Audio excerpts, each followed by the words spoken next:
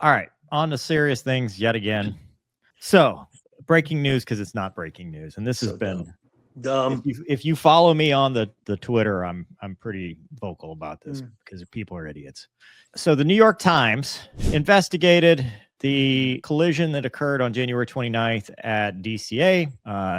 Kate Kelly and Mark Walker, right here, did an in-depth investigation, and this is the summary of the article. The other one's behind a paywall, and it's about 10,000 words. This is the highlights. And what the Twitter sphere has gotten glommed onto is that the Black Hawk pilot failed to heed a directive from her co-pilot to change course. The Army's crew mission was to conduct an annual evaluation of Captain Lobach to ensure that her helicopter piloting skills were up to par.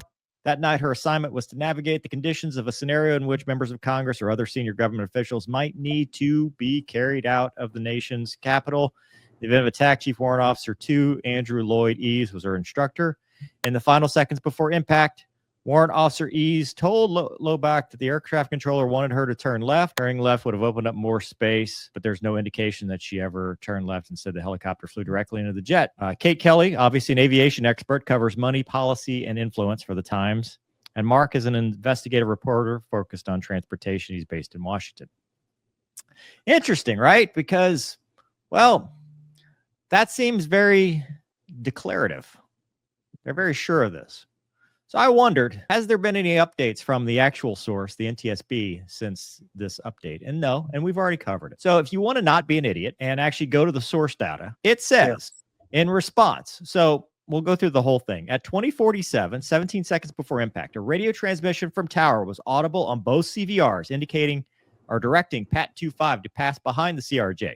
CVR data from the helicopter indicated that the portion of the transmission that stated pass behind the may not have been received, as the transmission was stepped on by a 0.8 second mic key from Pat 25.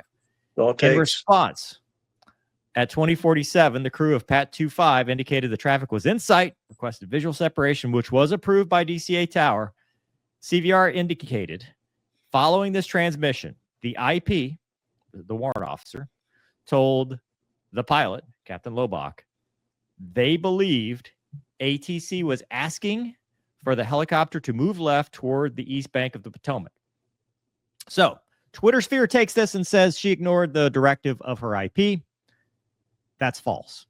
Like, it's not even debatable.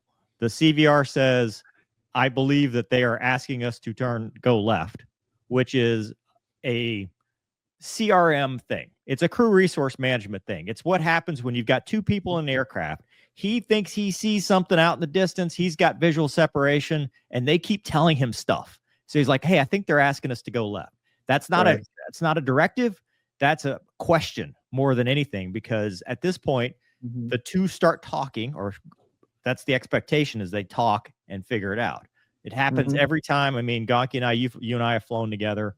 You know, hey, what'd they say? What did that mean? What are they talking about? I think they want us to do this. So, number one, false. They did not say to, he did not tell her to do that, and she ignored it because of DEI, because that's what Twitter has picked up on now, is it's DEI. They want to blame this poor captain just because it's the political hot button issue right now.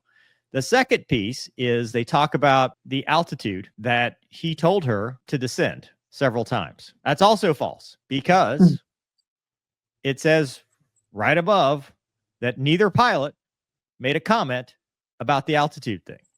He told her that, hey, I'm showing 400. She says I'm showing 300, but nobody actually said that it meant anything. Nobody said, okay, well, hey, we probably have a discrepancy, because you can be off. Both altimeters can be off. That is an acceptable error. And nobody seemed to have an issue with it. But I saw one article, I think it might have been the one I sent you, Gonky, that they said she only had 45 hours in the aircraft because they dropped off the zero. They're like, oh, she only had 45 hours. And this is what happens, dude. The media is like, and if it's stuff with aviation, it's with everything else too. But this is stuff that, like, it picks me up, right? Because I see it, I recognize it, I understand it. They're talking about ADSB being a problem. ADSB had nothing to do with it. They were squawking Mode Charlie. Mode 3 Charlie, in a radar environment, the update rate is plenty fast, and they still got TCAS warnings from the RJ. The problem here is that they never should have been in this piece of sky together. That's it. They should have either been held at Haynes Point or not had the RJ circle. But the fact that this was designed with 100-foot at best separation 75, right? Yeah, I mean, 300 feet to 200 feet if they were right on altitude, but then altimeters can be 75 feet off. Two altimeters can be 150 feet off, between the two of them. You could have that distance, and the radar altimeter had them at 278 feet, which that's off the water. That's off the tidal basin. So it could have been lower and indicated 150 feet. Like, we don't know. To expect a margin of error that tight is unacceptable. They should never have been in that same piece of sky. Skid, when we flew T-38s, geographical altitude separation, you got to have you got to have both of those or one or the other, and you got to be damn sure. Deconfliction is very important. And so to blame this poor woman who's on a check ride, not because she's a student, but because it's her annual evaluation to the level at which she was qualified, which meant aircraft commander. It's just like you're just dragging this poor person through the mud. Now, I'm not saying they didn't make mistakes. They could have. I mean, absolutely. A pilot error is always a factor, but aviation safety is nuanced. Aviation safety has Swiss cheese. It has holes that align. It has multiple layers of mistakes that end up becoming a catastrophe. It is not one person. All right. And this is not breaking news. It's all stuff that's been available for 6 weeks, being fed to you by somebody who's never sat in a cockpit. Anyway, soapbox off. Gonky, what you got? I've said all along, if we're gonna play the blame game as it is the helicopter's fault, the guy in command was the instructor, right? So if you're gonna point fingers at anybody, I mean, dude, he flew right visual. He said, "I have." That's what I'm saying. He's the one that said it. That's what I'm saying, dude. Like, okay, you've got Captain Lobach, and she might have been the world's worst pilot. Irrelevant, dude. You are the IP and you're the evaluator. You don't fly it into the side of a freaking airliner to prove a point. You know what I'm saying? So if you're gonna point fingers at subpar performance with helicopter pilots and piloting and whatnot, I don't see why they keep. I do see why they keep. You do. You know exactly why. It's right, but I guess I misspoke. I don't understand why people can't see that. You know what I'm saying? Rage bait, dude. Look. So it's I funny. mean, sorry, Gonky, I had a great opportunity today to a friend of yours was doing a dissertation for his PhD, way smarter than all of us. Oh yeah. And what the topic was public perception of stuff. And one of the things he talked about was other people he had talked to, they would like in not a public setting, like we are public figures here, but like in a more social setting, people would ask, hey, what's the military think of this? And when they didn't get the response that validated their worldview, they would get mad because they don't want to hear your opinion. And that's what they talked about. They don't want to hear what you have to say about this. They want to validate their opinion through your mouth. They want to hear that their worldview is validated by their military and the person talking to. Same thing with this show, right? If I don't say the thing that they expect me to say because that's what they believe, they get mad.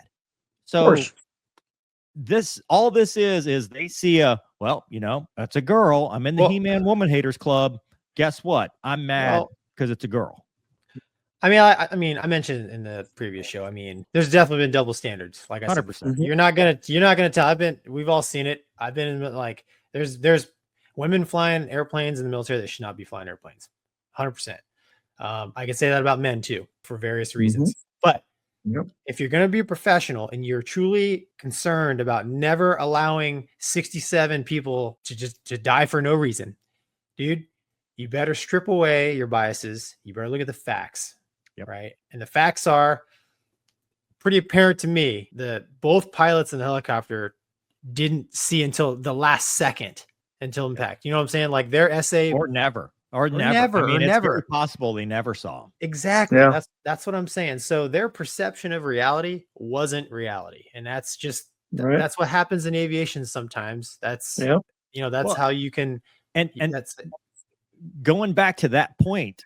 That is what was happening. When somebody says, hey, I think they want us to do this, that is a clue bird that we don't have SA. And that is two pilots working together to regain their misperception. They were trying to fix a misperception they had because when I say, hey, I think they want us to do this, it's because I don't know what the hell they want. I'm like, it's not He's not Yeah. doing it because he's trying to guide her along or he's trying to fix it and be the hero. He's in that helicopter too. I mean, I was an evaluator, and Skid, I know you were too. Yep. You know, when you're dealing with real world deconfliction, you come out of the role as an evaluator because it's like, you know, you're riding the airplane too. You don't want to create an unsafe situation. So, like you said, Mover, 100%. I'm sure that both pilots in the Black Hawk were discussing hey, are we right? Is this the right traffic? Do they want us to go over here? What's going on here? Because like we've talked about before, Mover, I mean, you know, maybe in the past they've made them hover, you know, it's like they didn't even give them the option, right? Because you spoke to Austin. When Austin, I did the interview with Austin, they always made him hold at Haynes Point. He had never seen that. Like he had been an evaluator at that place, and every time they made him hold at Haynes Point, they never crossed on runway 33, so they didn't even know where to look. Right. So that's what I'm saying. So like, you know, maybe they're trucking along, and all of a sudden, you know, Tower's like, hey, if you see him, you just pass behind him. It's like, that's okay. Well, that's weird. They're way out there. Yeah, they're way out. What are you talking about? Yeah, not a factor. All it takes is one little thing to put the train off the tracks, and it actually takes quite a lift to get it back on, especially you know, if you're wrong, right? So like, you know, this is just how CRM works, right? It's you take in information, you digest it, and then you share your perception of the whole decision making and your essay with the other pilot, right? Because you don't want to be and there's a way to do it. Exactly, Skid. You don't want to be an essay suckhole, right? So like you could try to be helpful, right? But you can say the wrong things to the pilot's flying. It's like, wait a minute, what did you just say? So it's a dynamic environment. And at the end of the day, like you said, Mover, there's no new news. Like they shouldn't have been there. ATC should have told them hold at whatever Haynes Point, or no arrivals on 19, right? Dude, if that's active. This is the same ATC that fought in the tower. Right. This is the same tower cab that went to fisticuffs. Like, we're not talking about a perfect system and then the girl shows up and ruins it for everybody. We're talking about a deeply flawed airspace system with a control tower that has been having issues. Everybody knows DCA is the Wild West. Everybody knows it's a place you got to keep your head on the swivel because it's congested airspace. They're putting too much into one small spot. And like, this was a ticking time bomb. The fact that they had, you know, thousands of near mid-airs that were reported, not to mention the unreported ones when they went back and looked. This was not just a one-off where, oh, look, the DEI pilot showed up and just killed everybody because she was just, you know. Yeah, but I mean, newsflash, there's literally hundreds of women pilots that fly in and out of DCA every day. Right. So, I mean, Skid, did you ever fly? I've never been there, man, as a pilot flying. Have you been? I went in there in the United Airlines. We went in, we did the river arrival. Beautiful DFR day. Pretty busy. Oh yeah, I was flight engineer. I had to do all the dials in the back of the airplane. It was really busy. He was sitting like this. He was I was sitting sideways. Hey, I faced forward for landing, man. But no, what do you think about all this, Skid? What's your let's you know, obviously where these reporters got their story from without NTSB the final, was that them just making extrapolation, or did they get a hold of the voice cockpit recorder? Did they get some extra data that they had been close hold before move? They badgered the controller. They found the controller's name and they badgered the controller who declined to comment. That's about as in-depth beyond what that report says as they got. The rest is is just a liberal arts major trying to explain to you what they don't understand in the first place. Yeah, I think they're way over their ski tips. You know, I'm a trained FSO. I was a chief of flight safety at Osan. I was chief of flight safety at Holloman Air Force Base. I went through the whole course at Kirtland about, you know, the modeling and what causes and the myth and the machine and the man and the mishap that night. Okay, night, check ride. Who knows about currencies or whatever? Who knows how much he had flown? The check pilot, was he really being a check pilot or just sitting along for the ride? Was he actively engaged in the sortie?